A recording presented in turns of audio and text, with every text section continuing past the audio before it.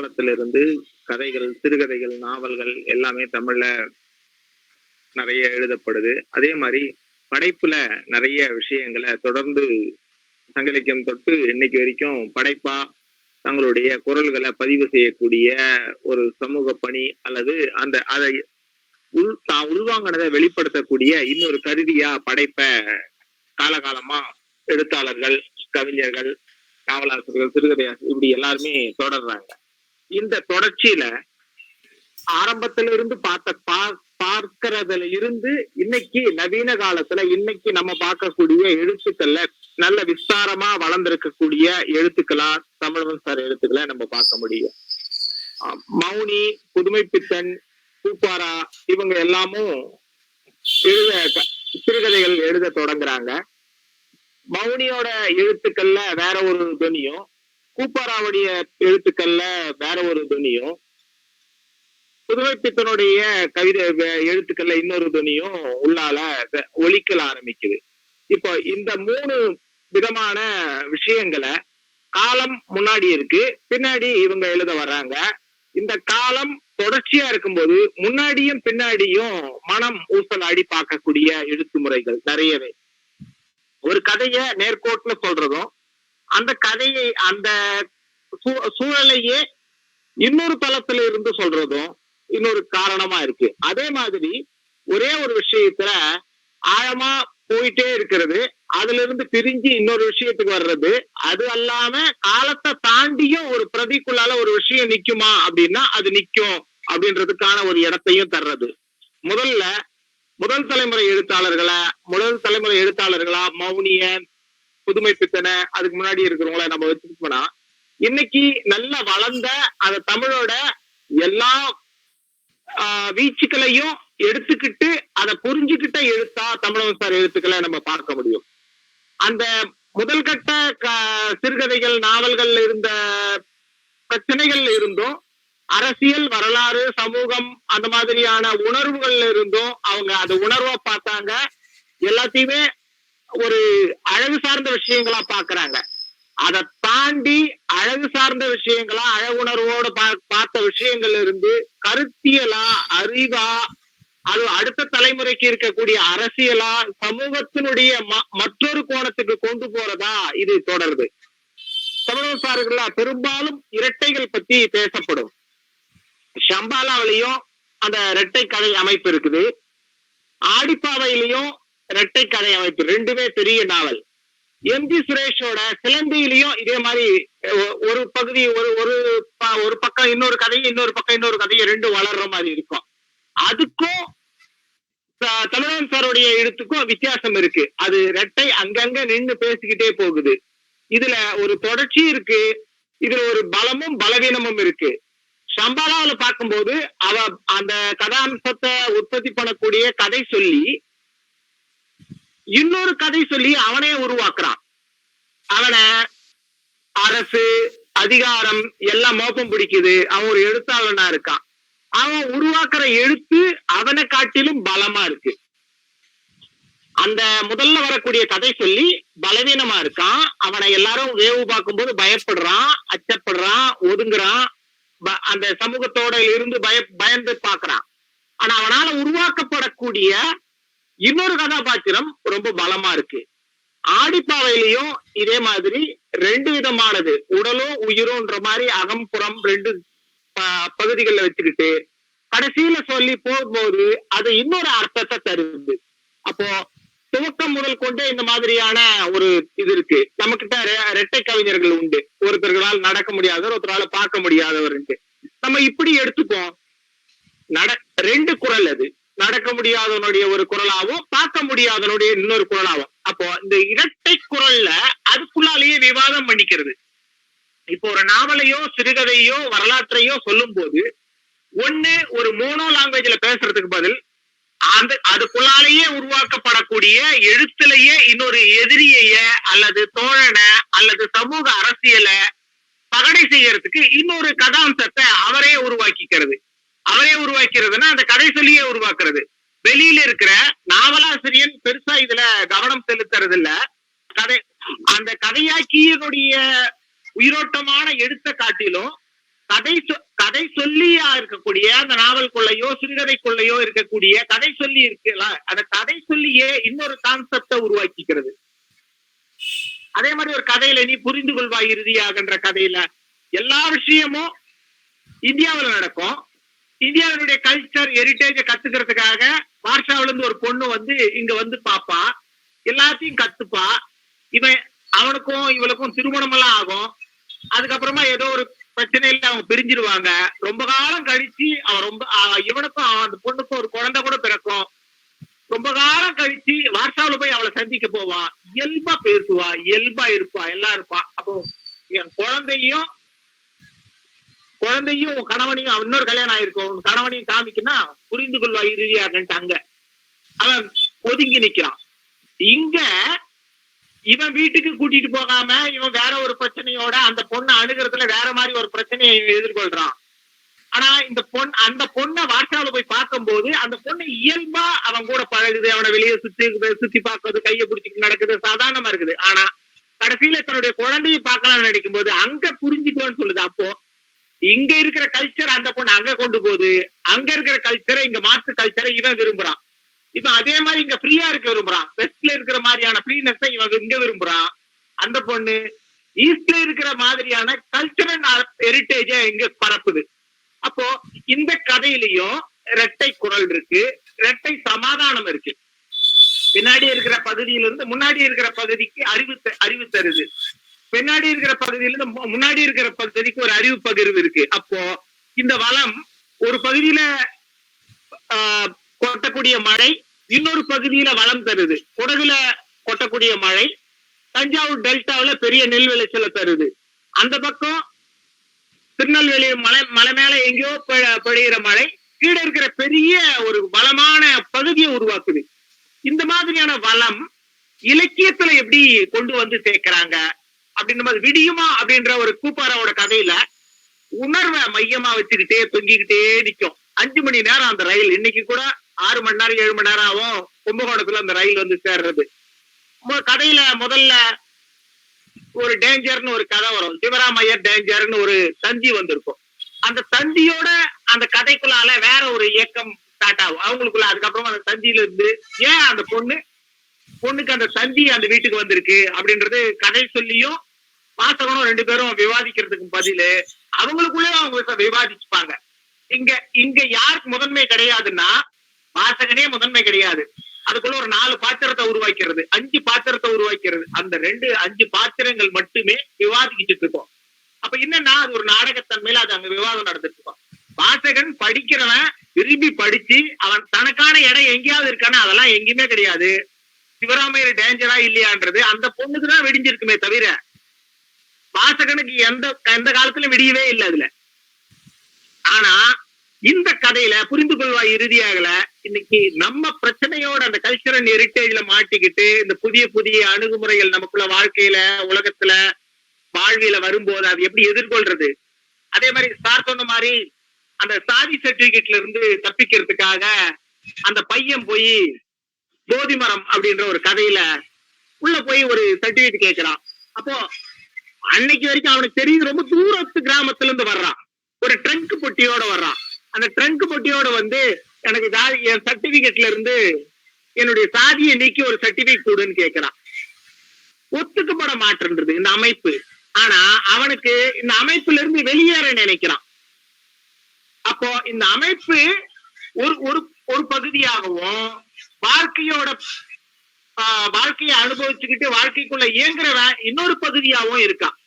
அப்ப இந்த 2 பகுதிக்குள்ள இருக்கிற அரசியலையும் வரலாற்றையும் மொழியையும் இந்த சிக்கலை இந்த கதைகள் மூலமா விரிவாக்கம் செய்து பார்க்கிறது.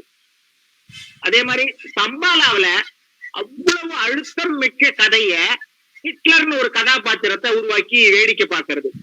அப்போ ஹிட்லர் யாரு?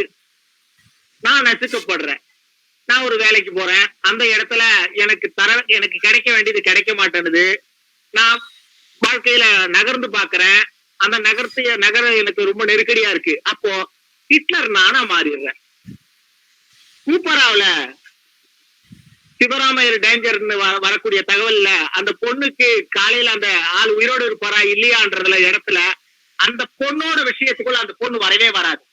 ஏன்னா அதுக்குள்ள குடும்பத்துல 5 நபர்கள் இருக்காங்க, அதுக்குள்ளவே கைமாத்திப்பாங்க, அதுக்குள்ள இருந்தே அந்த கதை நகர்ந்து போயிடும். அப்போ நவீனத்துவ கதைகள், நவீனத்துவ முறை அவங்க மௌனி காலத்திலேயோ புதுமை பித்தன் காலத்திலேயே தொடங்கும் போது நவீனத்துவம் அப்பதான் தட்டு தடுமாறி தமிழ்ல கால வைக்குது. இப்பதான் தமிழன் சார் மாதிரியான ஒரு நீண்ட பாரம்பரியத்தை உள்வாங்கி இவங்க எழுதும் போதுதான் நவீனத்துவம் முழுமை பெறுது. அப்போ நவீனத்துவம் முழுமை பெறக்கூடிய காலமும் நவீனத்துவம் அறிமுகமாகிற காலத்துக்கும் இடையில ஒரு பெரிய பாலம் அமைக்கிறார். இந்த பாலம் தான் நாவல்கள்லயும் சிறுகதையிலையும் அவரோட விமர்சனங்கள்லயும் மாறி மாறி எதிரொலிக்குது. அவருடைய விமர்சன நடையும் அவருடைய நாவல்குள்ளாலையும் சிறுகதைக்குள்ளால இருக்கக்கூடிய நடைக்கும் பெரிய வித்தியாசம் ஒண்ணுமே இருக்காது.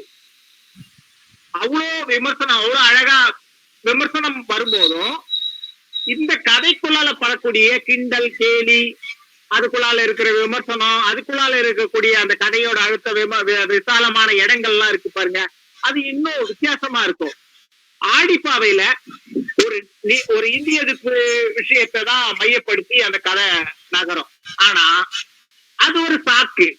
இந்திய எதிர்ப்புன்றது எல்லாருக்கும் தெரிஞ்ச ஒரு மொழியாடல், இங்க நடந்த ஒரு விஷயம், அதுக்காக மட்டுமே அது அங்க எடுத்துக்கப்படுதே தவிர வெறும் இந்திய எதிர்ப்போட நிழல் மட்டுமே அந்த நாவல் நெடுகிலுமே கிடையாது. இந்திய எதிர்ப்போட நெடுகில அந்த நிழல் மட்டும் இருந்திருந்தா அந்த வின்சென்ட் ராஜன் அந்த பையன் வந்து இங்க கோயம்புத்தூர்ல இருந்து கதை ஸ்டார்ட் ஆகுது. கோயம்புத்தூர்ல கதை ஸ்டார்ட், அந்த 2 பேரும் சந்திச்சுக்கிறாங்க. அப்போ அவங்க நடந்துக்கக்கூடிய வாழ்க்கை முறை, அந்த காலகட்டத்தினுடைய புரிதல் முறை. இதே மாதிரி இன்னொரு கதை இருக்கு, உங்களுக்கு பாரம்பரியம் உண்டான்ட்டு. அதுவும் அந்த கதையும் வந்து கோயம்புத்தூர்ல இருந்து பாலக்காடு வரைக்கும் ரயில்ல போயிட்டு வந்து அந்த பழைய நினைவுகளை கொண்டு வர்ற மாதிரி ஒரு கதை. இப்ப நான் இந்த நாவல்ல இருந்து இந்த கதைக்கு போறேன், அந்த கதையில இருந்து நாவலுக்கு வரேன். இந்த கதையில ஒரு வெள்ளைக்காரன் வருவான். உங்களுக்கு பாரம்பரியம் இருக்குதா, உங்களுக்கு யார் யார தெரியணும் போது அவர் என்னன்னு பாக்குறது, செடிய மரங்களை ரயில் பொட்டிக்கு வெளியில இருக்கக்கூடிய எல்லாத்தையும் பாக்குறாரு. அதுதான் அவர்களுக்கு முன்னோர், அதுக்குதான் அவருக்கு பாரம்பரியம், அதுதான் வேற ஒண்ணு. இத்தனைக்கும் ஒரு கவர்மெண்ட் எம்ப்ளாயின்னு நினைக்கிறாரு. அதுக்குள்ளால வரக்கூடியவர் பணி ஓய்வுக்கு பின்னாடி மனைவி இறந்துடுறாங்க, தனிமையில இருக்காரு. தனிமையை ரசிக்கிறதுக்காக இங்க இருந்து ஒரு ரயில் டிக்கெட்டை வாங்கிக்கிட்டு பாலக்காடு போவாரு. அந்த ரயில்ல இருந்து திரும்பி வருவாரு, எல்லாரையும் பார்ப்பாரு. இந்த கதையோட முன்மாதிரி, இந்த கதையோட தொடர்ச்சிய இதுல ஆடிப்பாவையில விரிவுபடுத்துறாரு. இந்த விரிவுபடுத்தல இதே மாதிரி இதுல கோயம்புத்தூர்ல இருந்து திருநெல்வேலிக்கு அவங்க ஒரு பேச்சு போட்டிக்கு வந்துட்டு திரும்பி போறாங்க. அந்த 2 கதை சொல்லி கதை உள்ளால இருக்கக்கூடிய தலைவனும் தலைவியும். அப்ப அவங்களுக்குள்ளால ஒரு அறிமுகம் ஆகுது, வின்சென்ட் ராஜாவும் காந்திமதியும். இப்போ இதுக்குள்ளால இருக்கும் போதே அவங்க போயிட்டு சொல்ல நிறைய வருவாங்க, மொட்டை அடிச்சுட்டு போறவங்க வருவாங்க, கதையை கேட்கறதுக்கு வருவாங்க, ஒரு பாட்டி வந்து உட்காரும், இது எல்லாத்தையும் பாக்குறாங்க. இவங்க 2 பேரும் வெளியில இருக்கிற கல்ச்சர் பாக்குறாங்க. அந்த பையன் ஒரு அர்பன்ல வளரக்கூடிய குழந்தை வின்சென்ட் ராஜா. கதையோட கடைசியில சொல்லுவோம், ஒரு பாதிரி வந்து எனக்கு பாரு எவ்வளவு பெரிய பேர் வச்சாரு, எனக்கு தாய் மட்டும் தான் தெரியும், தந்தை யாருன்னு தெரியாது, அர்பன்லயே நான் வளர்க்கப்பட்டேன். அந்த அர்பன்ல இருக்கிற பாதிரி அப்பா யாருன்னே தெரியாது, எதுவுமே தெரியாது, நான் ஒரு அனாதை பையன், எனக்கு ஒரு பேர் வைக்கிறாரு வின்சென்ட் ராஜா. ஒரு இந்து பெயரும் ஒரு கிறிஸ்துவ பெயரும் ஒரு அரசனாவும் என்ன ஆக்கி பாக்குறாருன்ட்டு ஆம்ஸ்டாங்ல உட்காந்துக்கிட்டு காந்திமதி கிட்ட பேசுறாரு. அப்போ அந்த கதை சொல்லி காந்திமதி கிட்ட பேசும்போது உலக அளவுல இருக்கக்கூடிய மிகப்பெரிய பத்திரிகையாளர்ல ஒருவர். அந்த கதையில தொடங்கும் போது ஒரு சாதாரண கல்லூரி படிக்கக்கூடிய, தமிழ் பேச்சு போட்டிக்கு வந்து போகக்கூடிய, பயந்து இருக்கக்கூடிய ஒரு ஆணும் பெண்ணும் தொட்டுக்க முடியாத, விரல் கூட தொடக்கூடாத ஒரு தளத்துல இருக்கக்கூடிய, தொடாம பேசிப்பாங்க, தொடாம வாங்கிப்பாங்க. அவங்க உட்காரும் போது கூட அதுக்கு அந்த அரசியல் பத்தி, அந்த எதிர்கட்சியோட அரசியல் எதிர்கட்சிக்காரனை பத்தி ஆனா ஒரு பத்திரிகையில ஒரு பேர் போட்டு வந்திருக்கு தலைப்பு செய்தி. அத ஒரு பத்திரிகை பையன் வந்து அவன் பேரை பூவி விக்கிறான். ஒருத்தன் பீடி பிடிச்சிட்டு படுத்துக்கிட்டு உட்காந்துட்டு இருக்கான். அந்த பொட்டி வைக்கும் போது அந்த பொட்டியோட சத்தத்தால நாய் வல்லுன்னு உட்காந்து தூரம் போய் உட்காருது. அப்ப இந்த சமூகம் வல்லுன்னுதான், அவங்க சேர்ந்து உட்கார்றதுக்கு இந்த அமைப்பு வல்லுன்னுதான்னு தெரியல எனக்கு. அப்ப இந்த மாதிரியான வாசகனை திரும்ப திரும்ப திரும்ப துன்புறுத்திக்கிட்டே இருக்குது, வாசகனை திரும்ப திரும்ப திரும்ப யோசிக்க வச்சுக்கிட்டே இருக்குது, வாசகனை திரும்ப திரும்ப திரும்ப புதிய புதிய பாதைகள்ல நகர்த்தி போயிட்டே இருக்குது. நான் நிறைய முறை தமிழன் சாரோட கதைகளை படிக்கிறேன், நிறைய நாவல்களை திரும்ப திரும்ப வாசிக்கிறேன். ஒவ்வொரு முறை வாசிக்கு வரும்போதும் அந்த நாவல் ஒரே தளத்துல எனக்கு அர்த்தம் தரல. இது என்னளவுல நான் யோசிக்கிறேன். ஏன் எனக்கு தெரியலன்னா, எனக்கு புரியல அப்படின்னா, எனக்கு புது அர்த்தம் தெரியுதுன்னா, எனக்கு புது புது அனுபவங்கள், புது புது விஷயங்கள் நாளுக்கு காலம் மாறும் போது எனக்கு கிடைக்குது. இந்த அனுபவத்துக்கு, இந்த புரிதலுக்கு, இன்னைக்கு நடந்த அரசியலுக்கு, நேற்று வந்த பாராளுமன்ற ரிசல்ட்டுக்கு, இது எல்லாத்தையும் சேர்த்து எனக்கு இன்னொரு புரிதல் தருது. சம்பாலாவில இந்த அரசியல்ல நடந்த எல்லா சூது பத்தியும் அவ்வளவு அழகா முன்னாடி இன்னைக்கு நடக்க போற விஷயத்தை பத்தி முன்னாடியே எப்போ எழுதுற நாவல்ல அந்த ஒரு நார்த் இந்தியாவில இருந்து வந்த ஒரு பையன் ஒரு பனியன் மட்டும் போட்டுக்கிட்டு ஒரு பதிப்பகத்துக்குள்ளால இருந்துகிட்டு, வடநாட்டுல எல்லாம் இப்படி ஒரு பிரச்சனை இருக்கு சார் எங்க ஊர்ல எல்லாம் அப்படின்னு ஒரு பெரிய கதையை சொல்லுவான் அந்த நாவலுக்குள்ளால. அந்த நாவலுக்குள்ள சொன்ன விஷயமும் எப்போ எழுதி முடிச்சு பப்ளிஷ் ஆகி எவ்வளவு நாளைக்கு முன்னாள் பப்ளிஷ் ஆச்சு, 4-5 வருஷத்துக்கு மேல ஆயிடுச்சு. ஆனா அந்த விஷயம் இந்த எலெக்ஷன் டைம்ல அப்படியே நடந்தது கிட்டத்தட்ட. அதே மாதிரி ஜெயலலிதாவுடைய மரண பத்தியான விஷயம் சரித்திரத்தில் படிந்த நிழல்கள்ல 30 வருஷத்துக்கு முன்னாடி எழுதப்படுது. 25 வருஷத்துக்கு பின்னாடி ஜெயலலிதாவுடைய இறப்பு பத்தியான புதிர்ம விஷயங்களும் மக்கள் மத்தியில் ஒரு பெரிய புதிரா இருந்தது. அந்த புதிர் இங்க அதுக்கு விடையா அமையுது. அப்போ ஒரு படைப்பு கற்பனாவாதத்துல வளர்க்கப்படுது, ஆனா நிஜமா நடக்கக்கூடிய விஷயத்தோட இணை செய்யப்படுது. ஆனா மற்றவங்க எல்லாம் என்ன செய்யறாங்கன்னா, வாழ்க்கையில நடந்து முடிஞ்ச தனக்கு நேர்ந்த யதார்த்த நாவல்கள்னு போகும்போது நடந்து முடிஞ்ச ஆக்சிடென்ட்களை, நடந்து முடிஞ்ச வரலாற்றை அப்படியே வச்சுக்கிட்டு ஒரு இம்மி கூட மாறாத, வேணா பிரச்சனை வரும்னா பேரை மட்டும் மாத்திக்கிட்டு அப்படியே எழுதி பாக்குறாங்க. அப்போ அது வீழ்ச்சியான ஒரு பாதையில போகுது. இப்போ இந்த சம்பாலாவையோ அல்லது ஆடிப்பாவையோ வெறுமனே இந்தியாவுக்குள்ள இருக்கக்கூடிய விஷயத்தையோ தமிழ்நாட்டுக்குள்ள இருக்கிற விஷயத்துக்குள்ள கொண்டு போக முடியாது. இது உலகளாவிய விஷயத்தையும் நீங்க கொண்டு சேர்த்துக்கலாம். எப்படி பிரான்ஸ் காப்காவோட கதைகள், ஆனா தான் வாழ்ந்த தேசத்தை பத்தி தான் உணர்ந்ததை பத்தி எழுதும் போதும் மொழிபெயர்த்து உலக மொழிகள் எல்லா மொழிகள்ல வரும்போது எல்லா மொழியில இருக்கிற எல்லா மனிதனுக்குள்ள சிக்கலுக்கும் பிரான்ஸ் காப்காவினுடைய சிக்கலுக்கும் ஒரே மாதிரியான விடை தருதோ அந்த மாதிரி இன்னொரு தளத்துல இருந்து இது நிகழுது. அப்போ தமிழ்ல மட்டுமே இந்த மாதிரியான உணர்வு சார்ந்த எழுத்துக்கள்ல இருந்து அறிவு சார்ந்த எழுத்துக்கு ஒரு வழிகோலுது. நாவல்கள்லயும் சிறுகதைகள்லயும் விமர்சனத்திலயும். விமர்சனங்கள் கூட பாத்தீங்கன்னாக்கா ஒரு விமர்சனமோ ஒரு தற்சார்பா ஒரு படைப்பாளியை நேராவே வச்சுக்கிட்டோ அல்லது அந்த படைப்பை ப்ரமோட் பண்ணி எழுதணும்னே எந்த விமர்சன கட்டுரைகள்லயும் அவர் எழுதின கட்டுரைகள்ல நம்ம பார்க்கவே முடியாது. ஒரு நபரை ப்ரமோட் பண்ணணும்னே இருக்காது.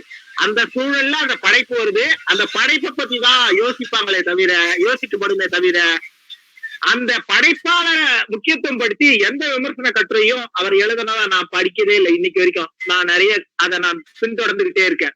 அப்போ இங்க படைப்பு தான் முக்கியப்படுதே தவிர படைப்பாளி முக்கியப்படல. அதே மாதிரி இப்ப நம்ம பேசிக்கிட்டு இருக்கும்போது கூட தமிழன் சாருடைய எழுத்ததான் முக்கியப்படுத்தி திரும்ப திரும்ப நீங்களும் பேசுறீங்க, நாங்களும் அப்படியே வாசிச்சுட்டே இருக்குமே தவிர தமிழவன்ற ஒரு எழுத்தாளரை இங்க முதன்மைப்படுத்த யாருக்கும் விருப்பம் இல்லை. அப்ப தமிழவன் அப்படின்ற எழுத்தாளரை காட்டிலும் தமிழவனுடைய படைப்பு இருக்குல்ல, அந்த படைப்பு செய்யக்கூடிய இமேஜினரியான ஒரு கற்பனையான ஒரு விஷயமா இருந்தாலும் அது செய்யக்கூடிய செயல் இன்னைக்கு தமிழ்நாடுல உலக அளவுல இருக்கக்கூடிய அரசியல் மாற்றத்துக்கும் வரலாற்று மாற்றத்தையும் ஒரு விதமான அறிவு சார்ந்த மரபிலிருந்து பார்க்கக்கூடிய ஒரு தன்மைய இந்த எழுத்து முறை முன்வைக்குது நான் நினைக்கிறேன். வேணும்னா இன்னும் கொஞ்ச நேரம் பேசுறேன் சார். கொஞ்சம் கலந்துரையாடிட்டு அதுக்கப்புறம் நம்ம பேசலாம். சரிங்க சார். அரசு தமிழவனுடைய சிறுகதை பிரதிகளையும் அவருடைய நாவல் பிரதிகளையும் மனதிலே கொண்டு தமிழவனுடைய படைப்புகளுடைய தனி இயல்புகளை சிலவற்றை வெளிப்படுத்தினார்கள். அவர் சொல்லும்போது நமக்கு என்ன முதல்ல நான் புரிஞ்சுக்கிட்டது என்னன்னு சொன்னா, அந்த புதுமைப்பித்தனுடைய அல்லது மௌனியினுடைய கதை பிரதிகள் ஒரு வாசித்தலின் பிரதியாகத்தான் நமக்கு தெரிகிறதே ஒழிய அதை ஒரு எழுதுதலின் பிரதியாக அவை எனக்கு தென்படவில்லை. எப்படி ராமாயணமோ பாரதமோ அதில் இருக்கக்கூடிய ஒரே கருத்தின் பின்பலத்தை தான் திரும்ப திரும்ப எல்லா வாசகர்களுக்கும் சொல்கிற மாதிரிதான் ஒரு வாசித்தலின் பிரதியாகத்தான் அவை இருக்கிறதே ஒழிய தமிழவன் வாசித்தலின் பிரதி என்பதையும் தாண்டி அந்த பிரதியை மனதுக்குள்ளே எழுதுகிற போது வாசகன் என்ன செய்யறான்னு சொன்னா, அவன் அளவிலே அந்த பிரதியை மூலமாக கொண்டு தனக்கான ஒரு பிரதியை உற்பத்தி செய்து கொள்கிறான். இதுதான் வாசித்தல் பிரதியின்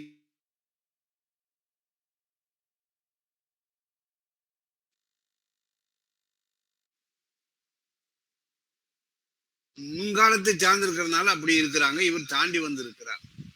இன்னொன்னு நீங்க அடுத்தால அவர் சொல்லும் போது நீ புரிந்து கொள்வாய் இறுதியாக அப்படின்னு சொல்றது இல்லையோ, அல்லது உங்களுக்கு பாரம்பரியம் இல்லை என்பது உண்மையா அப்படிங்கிற அந்த கதையை சொல்கிற போதோ அது காலம் இடம் கடந்த ஒரு பிரதியாக நமக்கு தென்படுகிறது.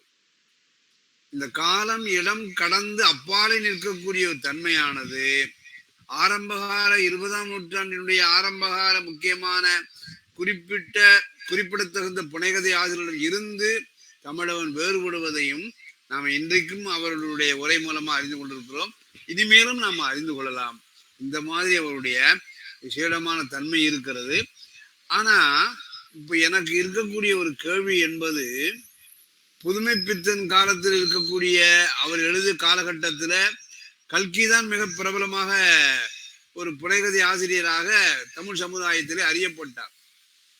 ஆனா இன்னைக்கு புதுமைப்பித்தன் இருக்கிறாரு. கல்கியினுடைய பிரதிகள் ஒரு தீவிரமான வாசக நிலையில இல்லை. அப்ப இந்த தீவிரமான வாசக மனோபாவம் காலம் கடந்து மெல்ல மெல்லத்தான் வளரும். இதை நாம ஒப்பிட்டு பார்க்கிற போது தமிழவனுடைய சிறுகதை அல்லது நாவல் பிரதிகளை வாசிக்கக்கூடியவங்க அவர்கள் என்னமா சொல்லலாம் சொன்னால், ஒரு ஆழ்நிலை வாசிப்பு உடையவர்களாக இருக்கிறார்கள். ஒரு பிரதியில் இருக்கக்கூடிய மேல்நிலை பொருளை கண்டறிவது மட்டுமல்ல வாசகனுடைய குணம், அந்த பிரதிக்குள்ளே புதைந்திருக்கக்கூடிய ஆழ்நிலை பொருளையும் காண்பது. அந்த மாதிரியான ஆழ்நிலை பொருளை காணக்கூடிய வாசகர் கூட்டமானது எண்ணிக்கையானது மிக குறைவாக இருக்கிற காரணத்தினாலேயும், மேல்நிலை வாசக பொருளை காணக்கூடிய வாசக கூட்டம் எண்ணிக்கையிலே அதிகமாக இருக்கிற காரணத்தினாலேயும் தமிழவனை பற்றிய ஒரு முன் எடுப்பு இன்றைக்கு குறைவான நிலையில இருந்தாலும், குறைவாக காட்சியளித்தாலும், பின்னாலே வருடங்கள் காலங்கள் செல்ல செல்ல இன்றைக்கு நாம புதுமைப்பித்தனுக்கு கொடுக்கக்கூடிய ஒரு இடத்தை தமிழவனுடைய படைப்பு பிரதிகளுக்கும் நாம் கொடுக்க வேண்டிய ஒரு இன்றியமையாமை கட்டாயம் வரும் என்பதை திருநாவுக்கரசனுடைய உரை மூலமாக நான் தெரிந்து கொண்டேன். இப்ப திருநாவுக்கரசு அவர்கள் வைத்திருக்கக்கூடிய உரையில அதை மேலும் விரிவுபடுத்தவோ அல்லது உங்களுக்கு தோன்றக்கூடிய ஏதாவது ஐயப்பாடுகள் இருக்குமே ஆனால் அவரிடத்தில் நீங்கள் கேட்பீர்களே ஆனால் அதற்கு அவரும் பதில் கொள்வார், அல்லது நமக்கு நாமையும் பதில் சொல்லிக் கொள்ளலாம். முத்தையன் சார் இருக்கிறாங்க, ராஜா சார் இருக்கிறாங்க, யுவராஜா இருக்கிறாங்க, மோகனா இருக்கிறாங்க. எல்லாருமே உங்களுடைய அல்லது நீங்கள் சொல்ல வேண்டிய கருத்துக்களை கூட முன்வைத்துக் கொள்ளலாம். வாங்க.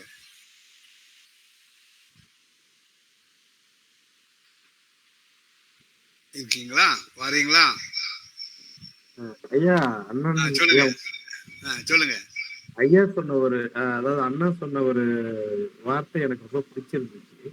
என்னன்னா, படைப்பாளர் அந்த ஹிட்லர் என்ற பாதத்தை உருவாக்கிட்டு வேடிக்கை பார்த்து கொண்டு இருக்கிறார் அப்படின்னு ஒரு இடத்துல சொன்னார்னு நினைக்கிறேன். அந்த அந்த அந்த அது எனக்கு ரொம்ப முக்கியமானதுன்னு பட்டுச்சு. அந்த இடத்துல இன்னொரு விஷயத்த சேர்த்துக்கலாம் அப்படின்னு தோணுது. என்னன்னா, படைப்புக்கு வெளியில் நின்று எதிரும் புதிருமான பாத்திரங்களை உருவாக்கிவிட்டு அதனுடைய இயங்குதலை அகன்று நிற்றல், அதாவது தள்ளி நின்று வேடிக்கை பார்க்கிறார் அப்படிங்கிறது. அவ்வாறு வேடிக்கை பார்ப்பதன் வழி அங்கு மற்றொரு கிரியேஷன் நடக்குதுன்னு நான் சொல்றேன். அந்த அகன்று நிற்றல் இப்ப என்ன ஆகுதுன்னா, அந்த படைப்பு வெளியில் உலவிட்டு இருக்கு. அந்த படைப்புக்கு ஒரு அரசியல் அடித்தளம், ஒரு அரசியல் நனவிலி ஒண்ணு இருக்கு. அந்த அரசியல் நனவிலி நனவு மனத்தோட அது கலந்து அங்க என்னவா இயங்கிட்டு இருக்குன்னு அதை கண்காணிக்கும் போது, அகன்று நின்று அந்த படைப்பாளி கண்காணிக்கும் போது, அப்ப படைப்பாளி அகத்துக்குள் இன்னொரு படைப்பு உருவாக்கம் பெறுகிறது என்று நான் புரிந்து கொள்கிறேன். அந்த வேடிக்கை பார்ப்பது என்பது அங்கு இன்னொரு எழுத்து செயல் நடந்து கொண்டிருக்கிறது அப்படின்னு புரிந்து கொண்டால் இன்னும் நன்றாக இருக்குதுன்னு தோணுது. இப்படித்தான் தமிழவன் ஒரு படைப்பிலிருந்து இன்னொரு படைப்பிற்கு டிரான்ஸ்பர்மேஷன் ஆகிறார். அப்ப அங்க படைப்புல இருந்து இன்னொரு படைப்புக்கு அப்புறம் அவர் இரட்டை சொற்கள்ல இருந்து இன்னொரு படைப்புக்கு போறாரு. என்கிட்ட அவரு சொல்ற ஒரு கொட்டேஷன் எனக்கு பிடிக்கும். நீங்கெல்லாம் பேசும்போது நான் கேட்டுக்கிட்டே இருப்பேன். கேட்டுட்டே இருக்கும்போது அது எங்கெங்க கிளைச்சு போகுதுக்கும் போது எனக்கு புதிய விஷயங்கள் உருவாகிட்டே இருக்குது அப்படின்னு அவர் பேசுறாரு. என்கிட்ட தனிப்பட்ட முறையில பேசும்போது பேசிருக்காரு.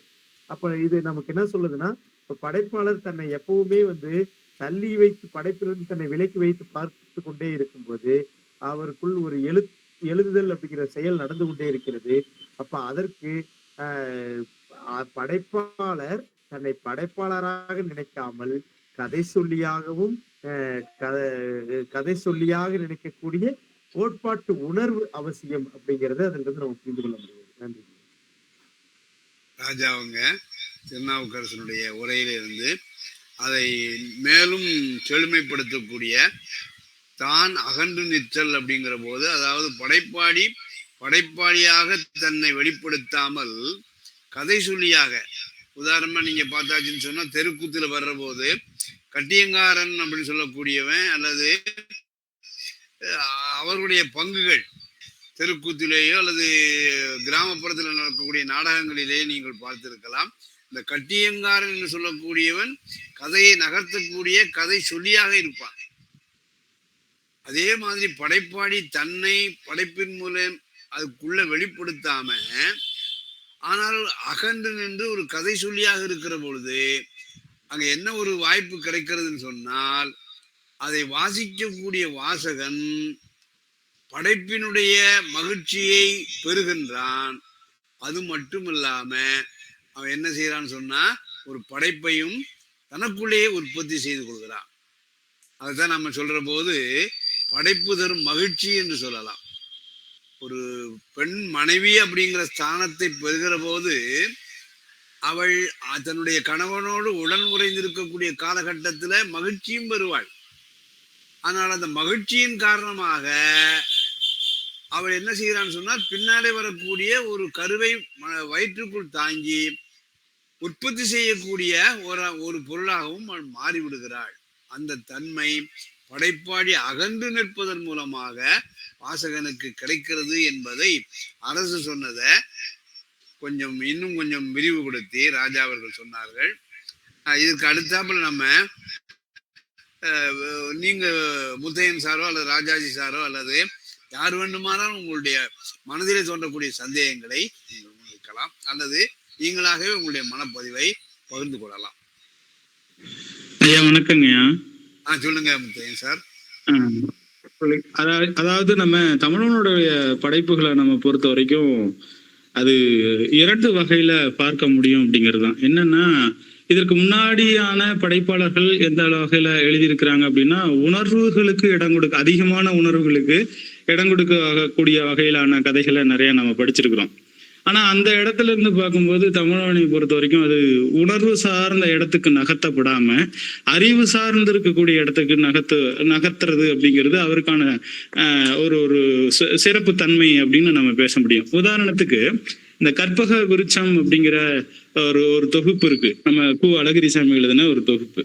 அந்த தொகுப்புல இருக்கக்கூடிய சிறுகதைகளை நம்ம எடுத்து பார்க்கிறோம். அது எல்லா கதைகளுமே எப்படி இருக்கு அப்படின்னு சொன்னாக்க, ஒரு குறிப்பிட்ட ஒரு நபர் சார்ந்த அல்லது குறிப்பிட்ட ஒரு சமூகம் சார்ந்த பின்னணி, அந்த குறிப்பிட்ட நபருக்கே உண்டான உணர்வுகளை மையப்படுத்தி சொல்லக்கூடிய கதைகளாக அது இருக்கிறத நம்ம பார்க்க முடியுது. உதாரணத்துக்கு கற்பக விருட்சம் அப்படின்னு சொல்லும்போது கூட அன்றைக்கு ஒரு ஒரு 10வது படிக்கிறது அப்படிங்கிறது பெரிய விஷயமா கூட இருக்கலாம். ஆனா அதுக்காக அவர் போய் தற்கொலை செய்யக்கூடிய முயற்சிகள்ல ஈடுபடுறது, அதுவும் ஒரு பெண்ணுக்காக போய் நம்ம தற்கொலை பண்ணணுமா அப்படிங்கிற ஒரு விஷயம். அதை தாண்டி இல்ல நம்ம வந்து அவளுக்காக தற்கொலை பண்ணக்கூடாது, நம்ம வீட்டுக்கே போயிடலாம் அப்படிங்கிறது திரும்புற விஷயம். திரும்பிட்டு அவ வந்து பார்த்துட்டா, என்னை பார்த்து சிரிச்சுட்டா அப்படிங்கிறதுக்காக ஒரு கொண்டாட்ட மனநிலைக்கு போகக்கூடிய ஒரு விஷயம். அப்ப தன்னுணர்ச்சி சார்ந்த விஷயங்களை நம்ம பார்க்க முடியுது அழகிரி சாமியினுடைய படைப்புகள். அதே மாதிரி அந்த அந்த தொகுப்புல இருக்கக்கூடிய பெரும்பாலான கதைகள் ஒரு அம்மா சார்ந்த சென்டிமெண்டா சொல்றது, அல்லது அங்க இருக்கக்கூடிய அந்த சலவை தொழிலாளிகளை பற்றியான விஷயங்களை கொண்டு வர்றது, அந்த கோயில்கள்ல பூஜை செய்யக்கூடிய பூசாரியினுடைய மனைவி வந்து அந்த கோயிலுக்கு சிலைக்கு கொண்டு வரக்கூடிய அந்த சேலைகளை எடுத்து கட்டின அந்த பின்னணியிலிருந்து ஒரு ஒரு கழிவிறக்கம் வரக்கூடிய வகையிலான ஒரு கதையை எழுதக்கூடிய முறைமையை நம்ம பார்க்க முடியுது.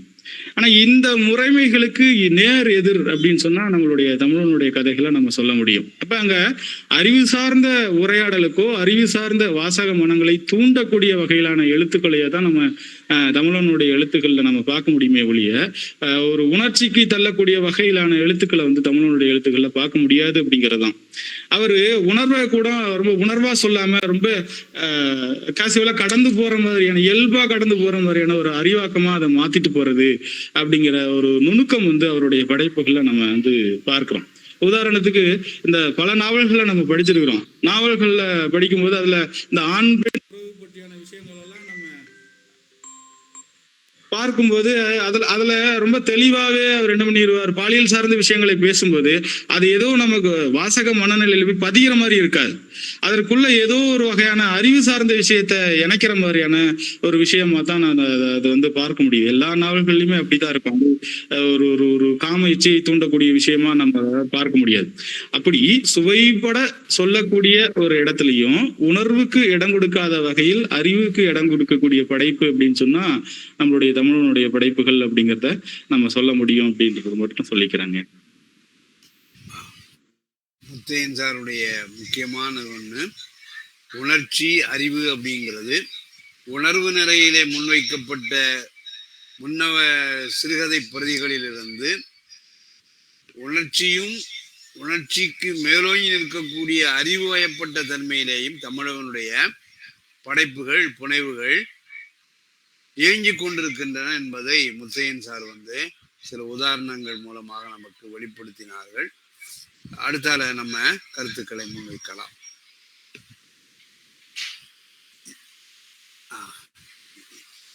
யுவராஜா சார், உங்களுக்கு வேற ஏதாவது சொல்ல நினைக்கிறீங்களா?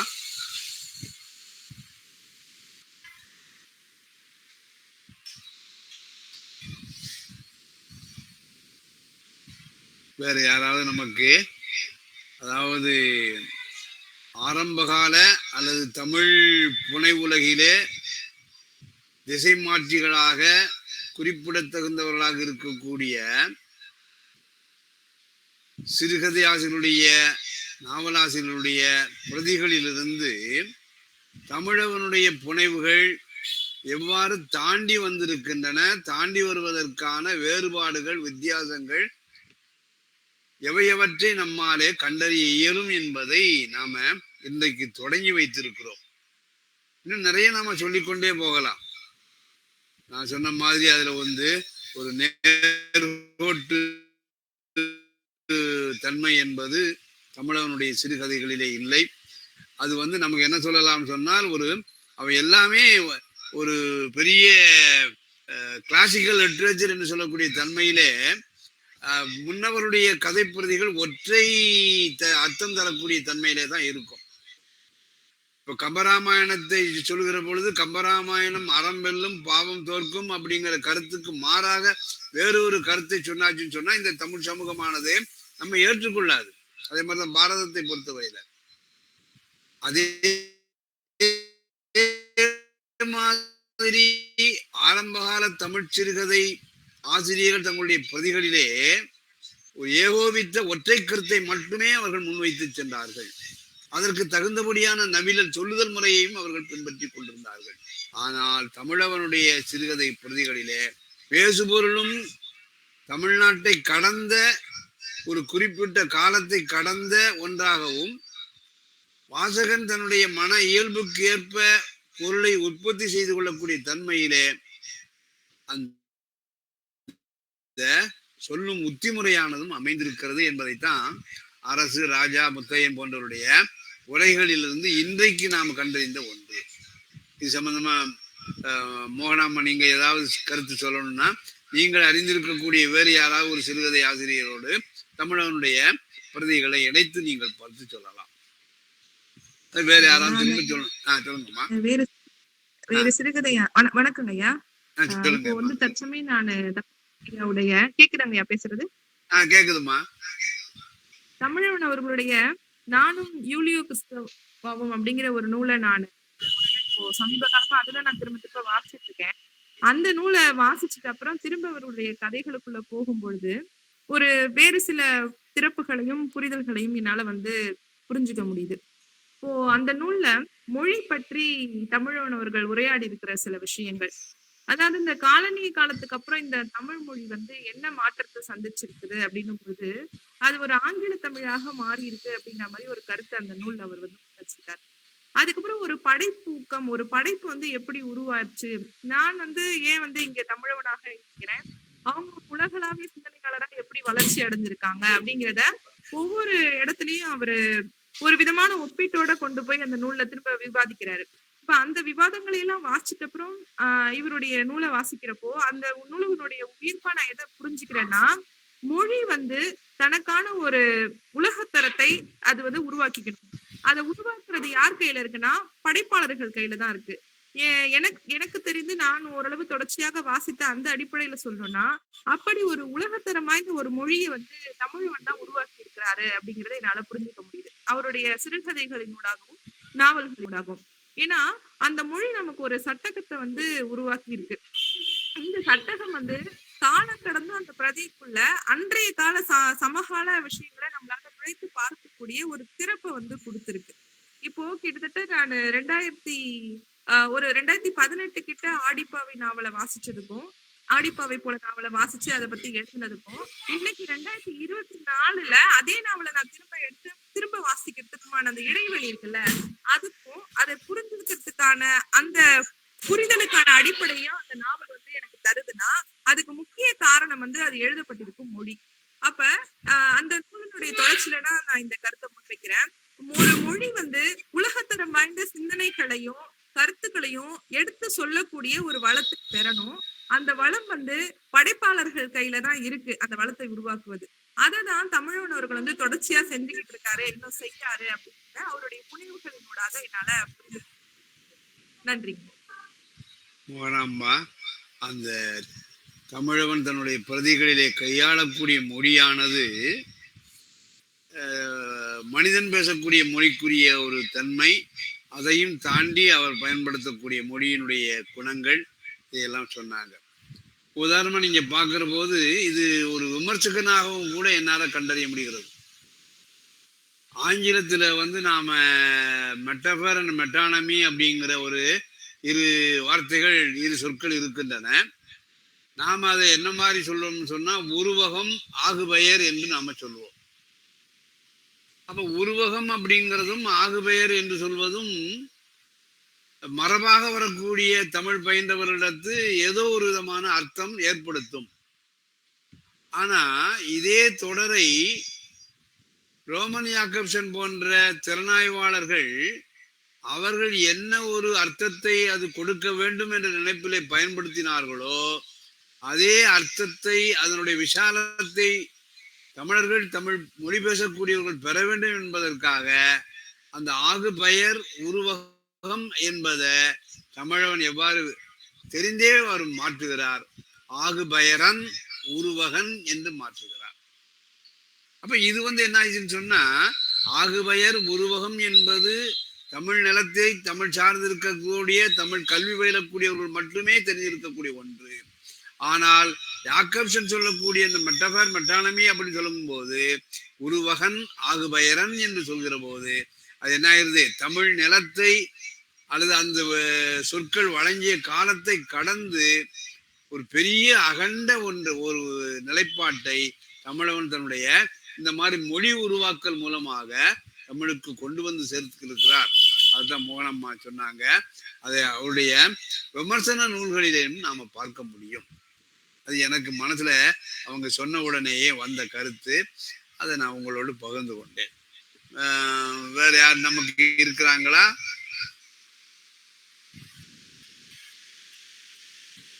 அரசு நீங்க சொல்லணும்னு சொன்னீங்களா? இப்ப கொஞ்சம் நினைச்சு பார்த்து நீங்க சொல்லலாம். ஏற்கனவே கொஞ்சம் நேரம் வேணும்னு கேட்டீங்க இல்லையா? சொல்லுங்க பாப்போம். சாரோட கதையில, தமிழகம் சாரோட கதையில ஒட்டு மொத்தமா நாவல், சிறுகதை எல்லாத்துலயுமே அந்த கதை சொல்லல் கூடிய அமைப்புல ராஜா முத்தையா அவங்க சொன்னது எல்லாமே நம்ம உள்வாங்கி பார்க்கும்போது அவர் வேற ஒரு தளத்தை உருவாக்க முயற்சி பண்றார். அவர் உருவாக்குற தளம் ஒரு முடிவான முடிவுக்கு அல்ல. கோபுர விளக்குல கூப்பாரா தீஜா எழுதும்போது ஒரு முடிவை வெட்டு 1 துண்டு 2ன்னு ஒரு முடிவுக்கு வர்றார். அந்த கதைகள்ல எப்படி வருதுன்னா, அந்த காலகட்டம் பாலியல் தொழில் அதெல்லாம் இருக்கு. அந்த பொண்ணு ஒரு நெருக்கடியில பாலியலுக்கு வந்துடுது. அந்த கோயிலுக்குள்ளால இருக்கிற பிராமணரும் அந்த கணக்குள்ளையும் அந்த பொண்ணு அதுக்காக இல்லைன்ட்டு அந்த கோயில் சாமி கிட்ட வேண்டிட்டு இருக்கு. இன்னைக்காவது ஒரு நல்லவன் வரணும்னு வேண்டிக்கிட்டு இருக்கு காளி கிட்ட.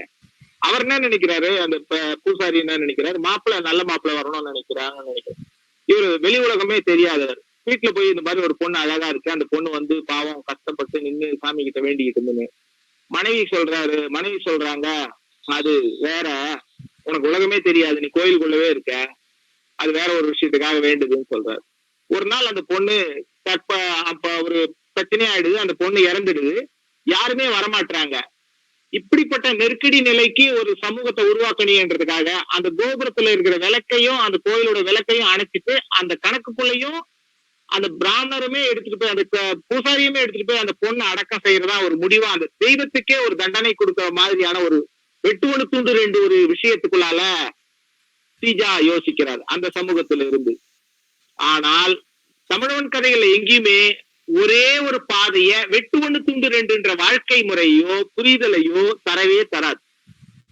இது அர்த்தத்தை தள்ளி போடுறதும் அர்த்தத்தை தாண்டி நிக்கிறதும் நினைவை அழிச்சு உருவாக்குறதுமான ஒரு இடத்துல இருந்துதான் மொத்த கதையோ நாவலோ சிறுகதையோ விமர்சனமோ நடக்குமே தவிர ஒரே அர்த்த பரிமாணத்துல ஒரே பொருள்ல ஸ்டாண்டர்டைஸ் பண்ணிக்கவே மாட்டார். இப்ப இந்த ஸ்டாண்டர்டைஸ் பண்ணாம இருக்கிற எழுத்தாலதான் அந்த எழுத்து நகர்ந்து இந்த தளத்துக்கு அந்த தளத்துக்கும் அந்த தளத்துக்கு இந்த தளத்துக்கும் ஆறாம நிக்குது. இதுதான் இவருடைய சிறப்பான இடம். மற்றவங்க எல்லாருமே என்னன்னா அது அப்போ பெரிய நவீனமான கதை. திஜா இப்படி ஒரு கதையை எழுதியிருக்க முடியுமா? ஒரு பாலியல் ஈடுபடக்கூடிய ஒரு பெண்ணை இறந்து போனா என்ன, அது சாதாரண ஒரு விஷயம் தானேன்ட்டு அந்த கணக்கு பிள்ளையும் அந்த கோயில்ல இருக்கக்கூடியவரும் யோசிச்சிருக்கலாம். ஆனா தெய்வத்துக்கே தண்டனை கொடுக்கிற மாதிரி ஒரு முடிவு அந்த ஆள் எழுதி இருக்கும் போது அந்த சமூகம் எப்படி ஏற்றுக்கிட்டு இருக்கும்? ஆனா ஏத்துக்குதோ இல்லையோ அந்த ஆள் எழுத முயற்சி பண்றாரு ஒரே ஒரு பாத்திரத்துக்குள்ளால. ஆனா இங்க அப்படி கிடையாது. அது அந்த காலகட்டத்தில் நின்று போச்சு. இன்னைக்கு பாலியல் தொழில் கிடையாது, அந்த மாதிரியான ஒரு இடம் கிடையாது. இப்போ அந்த பேச நம்ம இங்க பொருத்தி பார்க்கவே முடியாது. ஐயோ அப்பெல்லாம் அப்படி இருந்திருக்கும் போல இருக்கு அப்படின்னு அத தூர அகட்டி வச்சுதான் பார்க்க முடியும் தவிர இன்னைய உலகத்துக்கு நம்ம இணைச்சிக்க முடியாது, நாளைய உலகத்துக்கு நம்ம அதை கொண்டு செல்ல முடியாது. அது ஒரு அழிநிலை பாத்திரமா மாறிடும், இறந்த கால கதையாவே மாறிடும். ஆனா இங்க இருக்கக்கூடிய கதைகளையோ நாவலையோ சிறுகதையோ எதை எடுத்தாலும் இறந்த காலத்துக்கு போகாது. எழுதி முடிக்கப்பட்ட பிரதியா இருந்தாலும் ஒரு பிரிட்ஜுக்குள்ள இருக்கக்கூடிய பொருள் மாதிரி இருக்கும். திரும்ப எடுத்து வாசிக்கப்படும் போது வாசகன் கையில் எடுக்கும்போது அவனோட நடமாடும், அவனோட இயங்கும், அவனுக்கு பதில் சொல்லும், அவனுக்கு எதிர்காலத்தையும் காட்டி கொடுக்கும். இந்த காலம்ன்றது இதுல மயக்கமே கிடையாது. காலம் உறக்கம் கிடையாது. எல்லா காலத்துக்கும் எல்லா வாசிப்புக்கும் நகர்ந்து நிற்கும். இந்த டெக்ஸ்ட் வெஸ்டர்ன்ல இருந்து வருது.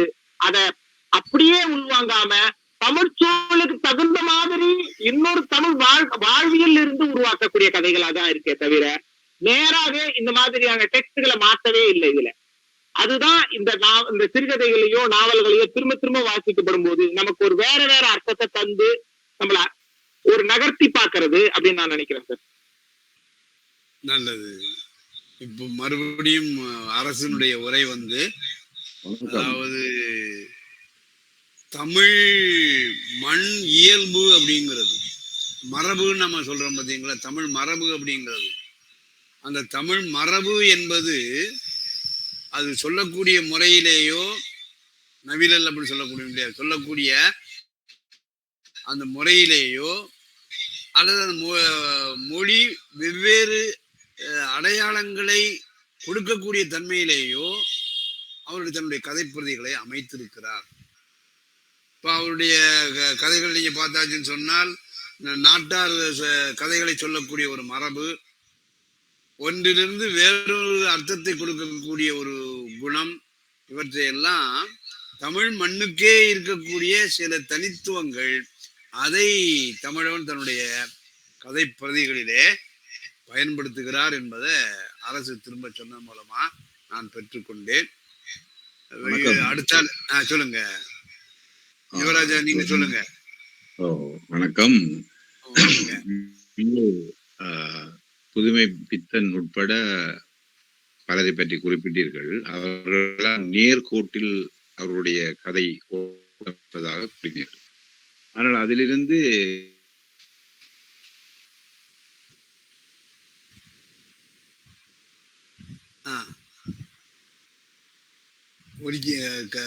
கேட்கல விடுபட்டு ஒரு புதிய சிந்தனையை உருவாக்குகின்ற ஒருவராக நான் தமிழவனை பார்க்கிறேன் என்று சொன்னேன். சிந்தனையை கொண்டுகின்ற இந்த தமிழவன் அவர்களுடைய சிறுகதைகளையோ நாவல்களையோ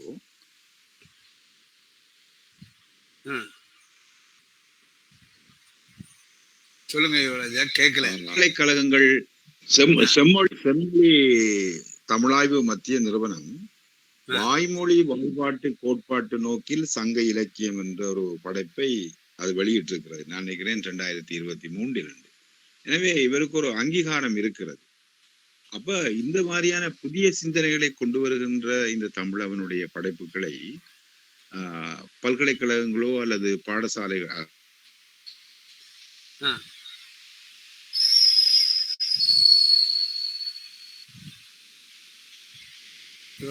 கேட்கல.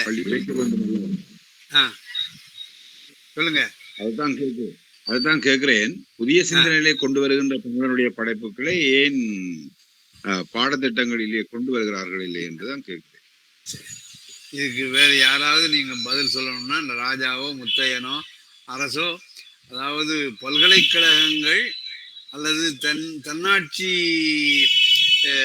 நிறுவன கல்லூரிகள் ஏன் தமிழவனுடைய படைப்புகளை வந்து தங்களுடைய பாடத்திட்டத்திலே கொண்டு வரவில்லை அப்படிங்கிற கேள்வி கேட்கிறாங்க. பெரும்பாலும் எல்லா பல்கலைக்கழகங்கள்ல இருக்கக்கூடிய பாடப்பகுதியில திறனாய்வு கோட்பாடுகள் சிலபஸ்ல PhD பண்ணக்கூடிய மாணவர்களுக்கு வைக்கக்கூடிய பாட புத்தகத்துல அமைப்பியலும் அதன் பிறகும் இன்னைக்கு பழந்தமிழ் அமைப்பியலும் குறியியல் அப்புறமா இன்னும் நிறைய கோட்பாட்டு நூல்கள் ரெகுலரா எல்லா பல்கலைக்கழகங்களையும் பாடப்பகுதியில இருக்கு. அமைப்பியல ஒருத்தர் வாசிக்காம அமைப்பியல புரிஞ்சுக்காம ஒருத்தரும் இன்னைக்கு தமிழ்நாட்டுல தீசஸ் எழுத முடியாது அப்படின்ற அளவுக்கு தமிழ்ல ஆராய்ச்சி பண்றவங்க முடியாதுன்ற அளவுக்கான நெருக்கடிய அந்த படைப்பு உருவாக்கி இருக்கு. அதே மாதிரி நிறைய நாவல்கள், எல்லா நாவல்களும் திருப்பத்தூர் கல்லூரியில இருக்கு, சேவியர்ஸ் காலேஜ்ல ஆரம்பத்திலேயே இருந்தது, சென்ட்ரல் யூனிவர்சிட்டியில இன்னமும் பாடப்பகுதியில இருக்கு, இங்க வனிதா ஒர்க் பண்ற கல்லூரியில பாடப்பகுதியில இருக்கு, மெட்ராஸ் யூனிவர்சிட்டியில கூட ரெஃபரன்ஸ் நூல்ல இருக்குன்னு நினைக்கிறேன். நிறைய பல்கலைக்கழகங்கள்ல பாடப்பகுதியில இருக்கு. தொலைதூர இதுல கூடிய விர்ச்சுவல் யூனிவர்சிட்டிலையும் பாடப்பகுதியில ரெஃபரன்ஸ் புக்ல இருக்கு. இப்போ இந்த என்ட்ரன்ஸுக்கு டிஆர்பி என்ட்ரன்ஸுக்கு கொண்டு வரும்போது எல்லா நூல்களையும் ரெஃபரன்ஸ் நூல் அப்படி இதெல்லாம் கேள்வி வரும், வினாத்தாள்ல வரும்னு சொல்லக்கூடிய சிலபஸ் செட்டிங் சிலபஸ் அமைப்புலையும் தமிழோடைய எல்லா நூல்களும் எல்லா நாவல்களுமே பாடப்பகுதி கேள்விக்கு வர வினாக்க எடுக்கக்கூடிய பகுதியில இடம் பெற்றிருக்கு. எல்லா பகுதியிலும் இருக்கு. நம்ம நாவலா சிறுகதையா நம்ம வாசிக்கல, நம்ம கொஞ்சம் விரிந்தப்பட்ட தளத்துல போகலன்றது வேற ஒரு காரியமா இருக்கலாம். ஆனா பல்கலைக்கழகங்கள்லாம் இன்னைக்கு வரைக்கும் அதெல்லாம் கவனப்படுத்திட்டு தான் இருக்காங்க. நான் அறிந்து கொள்ளவில்லை, அறிவதற்காகத்தான் கேட்டேன். அப்படி இருந்தால் மகிழ்ச்சி. நன்றி. வேற ராஜா இதுக்கு ஏதாவது பதில் சொல்றீங்களா? முத்தையன் ஏதாவது பதில் சொல்றீங்களா யுவராஜா கேட்ட கேள்விக்கு? பொதுவாகவே ஐயா, ஒரு தகவல் மட்டும் சொல்லுங்க சொல்லுங்க சொல்லுங்க. இது பொதுவாகவே வாழும் காலத்திலே ஒரு எழுத்தை பற்றி அறிந்து கொள்ளக்கூடியதுங்கிறது பெரும்பாலானவர்களுக்கு வாய்ப்பதில்லை அப்படிங்கிறது நமக்கு பெரிய வரலாறு இருக்கு. ஒரு எழுத்தை புரிந்து கொள்ள அதுவும் ரொம்ப ஒரு எக்ஸ்ட்ரீம் லெவல்ல முன்னாடி போயிட்டு இருக்குது. பொது சமூகத்திலிருந்து பல மைல்கள் விலகி ஒரு முன்னோக்கி போய் கொண்டிருக்கிற ஒரு எழுத்து முறையை அவர் வாழும் காலத்திலே கொண்டு வந்து சேர்ப்பதுங்கிறது மிகவும் சிக்கலான ஒன்றுதான் என்று நான் நினைக்கிறேன். இப்ப அந்த சிக்கல், இந்த பொது சமூக மனநிலை என்பது முழுக்க முழுக்க ரொம்ப திராவிட மனநிலையிலிருந்து வெளியேறவே இல்லை. அதுவும் அவர் பேசக்கூடிய திராவிடம் என்பது முழுக்க முழுக்க அதுவும் இன்றைக்கு இந்த பேசுனால ஓப்பனா பேசிடுறேன். திராவிடம் ஆட்சிக்கு வந்ததுனால நமக்கு பிஜேபிக்கு எதிரான ஒரு அணிதிரட்டலுக்கு அது ஹெல்ப் பண்ணிருக்கு அப்படிங்கிறது 40க்கு 40 வென்று தந்திருக்கிறது என்பதை நம்ம மகிழ்ச்சி தரக்கூடிய விஷயம் தான். ஆனா அது ஒரு வகையில இலக்கிய சூழல்னு வரும்போது இன்னைக்கு இருக்கிற திராவிடம் முழுக்க முழுக்க ஒரு வாசிப்பற்ற பின்னணியில் இருக்கக்கூடிய திராவிட அரசியல் சமூகம் அது. இந்த அரசியல் சமூகம் எப்பயோ ஒரு 40-50 ஆண்டுகளுக்கு முன்னாடி பேசின பேச்சையே இன்னும் தன் வாழ்தலுக்கான கருத்தியல் ஆயுதமாக வைத்துக் கொண்டு வாழ்ந்து கொண்டிருக்கிறது. இவர்கள் தான் எல்லா இன்ஸ்டிடியூஷனையும் தீர்மானிக்கக்கூடிய பின்னணியில இயங்கிட்டு இருக்கிறாங்க. இப்ப முன்னாடி அண்ணன் சொன்னது அப்படிங்கிறது அதை மீறி வந்திருக்கக்கூடிய 1-2 விஷயங்கள், அதை நம்ம வரவேற்கணும், நம்ம மறுக்கல. ஆனால் பெரும்பாலான அளவுக்கு சென்று சேர வேண்டிய ஒரு அமைப்பியல் சிந்தனை, நான் தமிழனை குறிக்கிற அமைப்பியல் சிந்தனை ஏன் பரவலாக்கம் பெறவில்லை அப்படின்னா, இன்று அது பரவலாக்கம் பெறக்கூடிய ஒரு சூழ்நிலை கொஞ்சம் தலை தூக்கினாமே கூட அதை அமுக்கக்கூடிய பின்னணி மீண்டும் தலை தூக்குகிறது. ஒரு திராவிட பின்னணி ஒரு தமிழ் சனாதன பின்னணியாக மாறிக்கொண்டிருக்கிறது. தமிழ் சனாதனங்கிறது இன்னைக்கு ஒரு சமீபத்துல நேற்றோ முந்தா நாளோ நாட்டுடைமையாக்கப்பட்ட நூல்கள் லிஸ்ட் புதுசா விட்டுருக்கிறாங்க. அதை நான் பார்த்தேன். அதுல பார்க்கும்போது நாட்டு உடைமையாக்கப்பட வேண்டிய பல விஷயங்கள் இன்னும் நாட்டு உடைமையாக்கப்படாமலே கிடைக்கிறது. சிவத்தம்பி இன்னும் மற்ற விஷயங்கள் நம்ம சொல்லிக்கிட்டே போலாமே, இன்னும் நம்ம ரிசல்ட் கரெக்டா ஏன் அதை விட்டுட்டு இன்னும் பழங்காலத்தை நோக்கி இன்னும் டிராவல் பண்ணிட்டு இருக்கோம். புதிய காலத்துல எழுதப்பட்டதெல்லாம் இப்ப நாட்டுடைமையாக்கப்படலை. அதுக்கு காரணம் இன்னும் ஒரு பழமைத்தன்மை, அந்த வார்த்தையை அழுத்தி பழமைத்தன்மை திராவிட அரசியல் பின்புலத்திலும் திராவிட எழுத்தாளர்கள் என்று சொல்லக்கூடிய நபர்கள் பின்புலத்திலும் ரொம்ப அடி ஆழத்துல வேரூன்றி இருப்பதனால அதே ஆட்கள் இன்னும் யூனிவர்சிட்டியிலும் பெரிய பெரிய கல்லூரிகளிலும் நிறுவனர்களாகவும் தலைமை பொறுப்பாளர்களாகவும் இருக்கிறார்கள். இன்னும் சொல்ல போனா போலி, நாங்க அடிக்கடி பேசுவோம், முன்னாடி பிராமணர்கள் வேஷ பிராமணர்கள் அயோத்திதாசர் சொல்லுவார். அது போல இப்ப போலி முற்போக்காளர்கள் தமிழ் ஃபீல்டுல உலாவிட்டு இருக்கிறாங்க. இந்த போலி முற்போக்காளர்கள் என்ன செய்யறாங்கன்னா, வெளிப்படையில இப்ப திராவிடம் பேசிக்கிட்டு அவங்க பெரிய நல்ல விஷயங்களை அனுபவிச்சுக்கிறாங்களே தவிர உண்மையில் சிலபஸ் மேக்கிங் என்று வரும்போது அவங்க ஒரு பெரிய சனாதனிகளா உள்ள இருக்கிறாங்க. அவங்க மரபை உடைக்க கூடாதுன்னு நினைக்கிறாங்க. அப்ப இது போன்ற பாடத்திட்டங்களுக்கு அனுமதி தரவதே கிடையாது. இது நான் நேர்கொண்ட சவால். இது எனக்கு நடந்த பிரச்சனைகள், எங்களுக்கு நடந்த பிரச்சனைகள் இதே போன்ற பல இடங்களில் இருப்பது நமக்கு நண்பர்கள் மூலமாக அறிகிறோம். அப்ப திராவிட சூழலும் அமைப்பியலுக்கு எதிராக இருக்கிறது, திராவிட அரசியல் சூழலும் அமைப்பியலுக்கு எதிராக இருக்கிறது. அந்த திராவிட அரசியல் சூழலை பின்பற்றி போலி முற்போக்களாராக காட்டிக்கொள்ளக்கூடிய சில தலைமைகள் தமிழ் சூழலுக்கு, அதாவது அமைப்பியல் சூழலுக்கு எதிராக இருக்கிறது. இதை தாண்டிதான் அமைப்பியல் அப்புறம் பொது சமூகத்தில் கால் ஊன்ற வேண்டியிருக்கிறது. அப்ப நம்மை போன்ற இளம் வாசகர்களுக்கு மிகப்பெரிய பொறுப்பு இருக்கிறது. நன்றி. ராஜா சொல்றது மிகப்பெரிய உண்மைதான். பொதுவாகவே தமிழ் உயர்கல்வி புலத்தை சார்ந்திருக்கக்கூடிய நவீன தற்கால இலக்கியங்களை நடத்தக்கூடியவர்கள் அதுல ஒரு ஈடுபாடு கொள்ள வேண்டும். அதை தாங்கள் உள்வாங்கிக் கொண்டு அடுத்ததாக வரக்கூடிய மாணவ பரம்பரைக்கு அதை கடத்த வேண்டும்.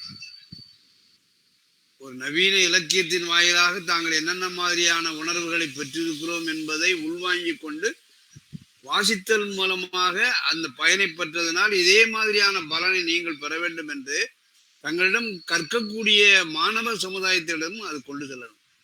அதுக்கு கொஞ்சம் நம்ம போன்றவர்கள் அதிகமாக உழைக்க வேண்டும்.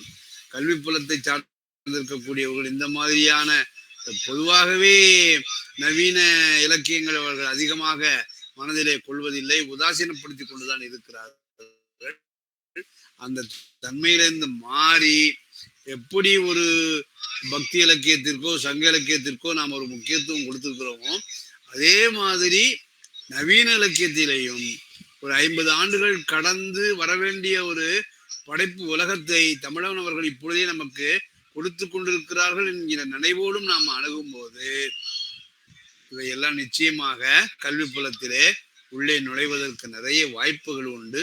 கல்வி புலத்திலே பயிலக்கூடியவர்களும் பயிற்றுவிக்கக்கூடியவர்களும் நவீன இலக்கியத்திலே கூடுதலான ஒரு முயற்சி உழைப்பை மேற்கொள்ள வேண்டும் என்று சொல்லி, வேற யாராவது இருந்தால் நாம சொல்லலாம். இல்லை என்று சொன்னால் பங்கேற்ற அனைவருக்கும் முறையாக நாம நன்றி கூறி இந்த நிகழ்வை நிறைவு செய்து கொள்ளலாம். இருக்கீங்களா? அப்படி இல்லைன்னு சொன்னால் நான் மீண்டும் ஒரு முறை சொல்கிறேன். அடுத்த வாரம் நடக்கக்கூடிய நிகழ்விற்கு தமிழவன் நாவல்களும் தான் குறியிடுதலும் என்று சொல்லக்கூடிய அந்த உரையாளர்கள் 7 பேர் எழுதிய கட்டுரை நூலை விமர்சனம் பண்ணக்கூடிய ஒன்றாக அடுத்த வார புதன்கிழமை நிகழ்வானது அமைந்திருக்கும். ஒன்று.